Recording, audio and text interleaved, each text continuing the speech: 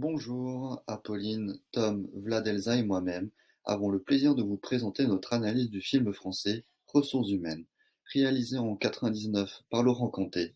Ce dernier a reçu plus de 10 prix nationaux et internationaux qui témoignent de la qualité et de la profondeur du film.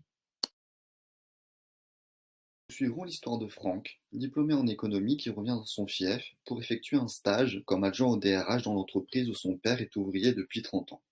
La mission de Franck est de mettre en place les 35 heures sans connaître par avance qu'il est le gage de confiance de la direction pour un plan de restructuration dont fera malheureusement partie son père. L'usine présente un système hiérarchique prononcé qui fait référence aux théories de la bureaucratie de Max Weber, où chaque poste de travail se définit par un niveau de diplôme. Franck occupe ainsi une place au sein de l'équipe des ressources humaines suite à ses études, de même que la direction, tandis que les ouvriers occupent un poste en raison de leur rang social. Les ouvriers sont avant tout des humains qui doivent travailler dans de bonnes conditions, ce qui favorisera le collectif de travail, leur motivation et leur productivité. Franck propose d'instaurer des conditions de travail qui conviennent aussi bien aux ouvriers qu'aux dirigeants. Il veut prendre en compte l'avis des employés sur la réglementation des 35 heures de temps de travail, ce qui permettra d'impliquer davantage les ouvriers et de les responsabiliser. Cette vision s'inspire de la théorie des relations humaines d'Elton Mayo pour améliorer la communication et montrer aux ouvriers qu'ils ont une place dans les décisions. Au sein de l'organisation qu'est l'usine, le statut social diffère. Sujette à un fort sentiment de défiance de la part des cols blancs envers les cols bleus, cela entraîne des conflits internes et externes, en témoigne le conflit interne subi par Franck, passé du côté des cadres, mais qui a reçu une socialisation similaire à celle des ouvriers.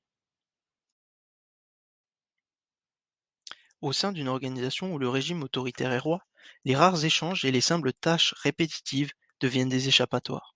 Une fierté de jouir d'un savoir-faire contrasté par une organisation limitant les initiatives des ouvriers. Pour lutter contre les licenciements, les syndicats et certains ouvriers décident d'occuper l'usine, le but étant d'appuyer leurs revendications professionnelles.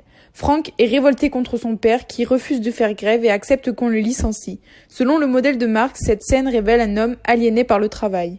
Franck n'est alors pas fier d'être un fils d'ouvrier et reproche à son père de lui avoir transmis ses sentiments d'infériorité tout au long de la socialisation primaire. Franck souhaite intégrer un groupe de référence, les cadres, en internalisant les normes et les valeurs. Un réel conflit entre les différents systèmes de valeurs qui lui ont été transmis a émergé. Les ouvriers ont ainsi pensé l'organisation comme ils ne l'ont jamais pensé auparavant. Ils essayent de conceptualiser leurs actions. Ils ont pris connaissance des intentions des cadres, pourtant dénoncées par les syndicats, pour qu'une minorité agissante se forme afin de remettre en question le modèle majoritaire. Une âme collective s'est ainsi élevée.